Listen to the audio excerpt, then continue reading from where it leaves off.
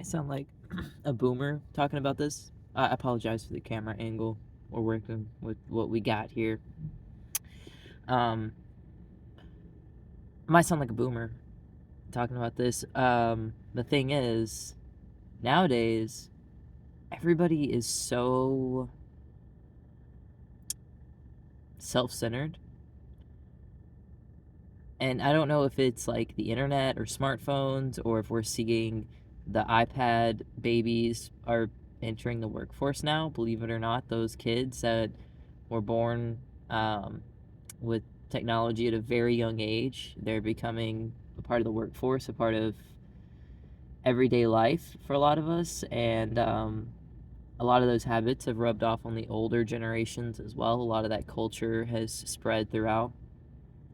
So it's like this weird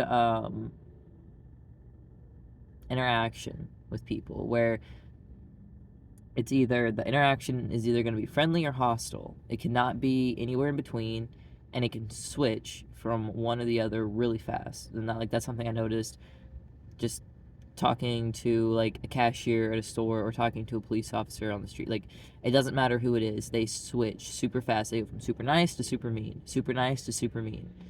And nobody really has friends. Nobody knows anybody. Like nobody's really connected to the real world. Um, to me, it kind of blows my mind because from where I'm from, people just use technology to get closer to people, to know more about their neighbors and stuff, and to like view virtual church and stuff. But I guess out here they really never had that community, maybe. But like when I was a kid, it was kind of like everybody had a friend, everybody had a network of friends. And let's say you had a business, and your business was a mechanic shop, and you would have a friend who has a business that has a tire shop, and they would all be friends. You know what I mean?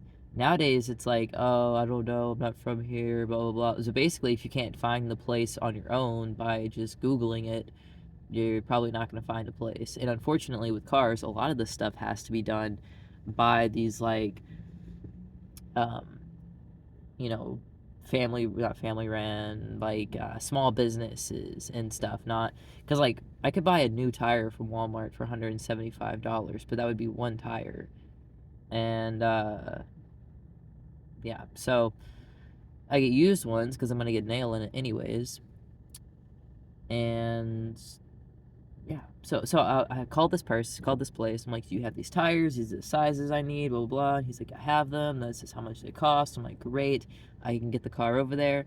So I get over there, expecting to get this taken care of. Nope. So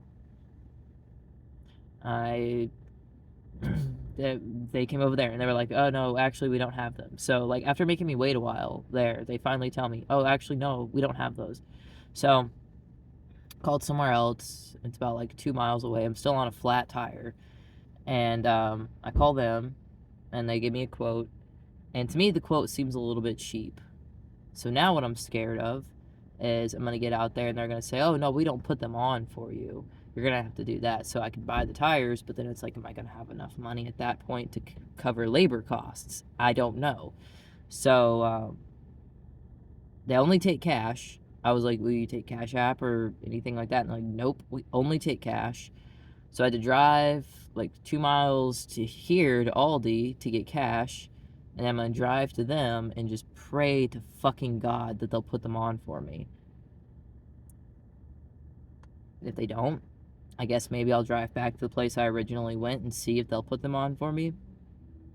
I don't know if I have enough money for that or whatever or what, but it kind of sucks having to just drive around on a flat tire. Like, I don't know. Like, I just remember being like 13, 14 years old and riding around with my brother.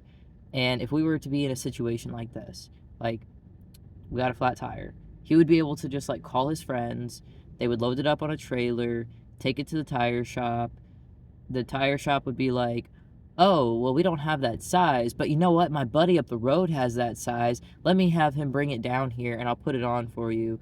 Or oh no, we don't have that size, but I can send you up to so and so around the corner and they have that size. You know what, let me call them and make sure before I send you over there.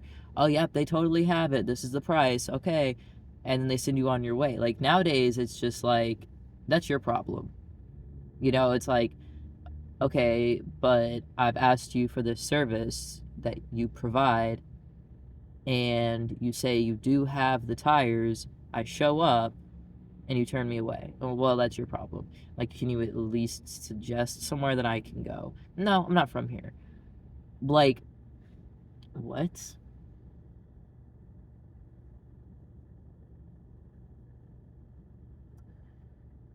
So, I don't know.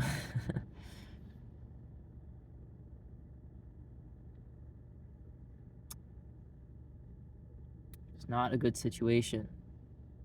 Don't get a car. Moral of the story. If you can avoid it, I mean, it's kept me alive and it's kept me safe, so I'm not being like attacked or anything by living on the street, but we're getting sick by being in and out of shelters and all that shit, and that would make it nearly impossible to even have a job if I were to do that. So, much rather deal with this, I guess, but it's still difficult. It's still tough. And yeah, I'm just letting my phone charge so I can head on to the next place, see what they say. I might have to transport the tires on a flat tire back to the other place to see if they'll put them on for me, all that shit. So yeah.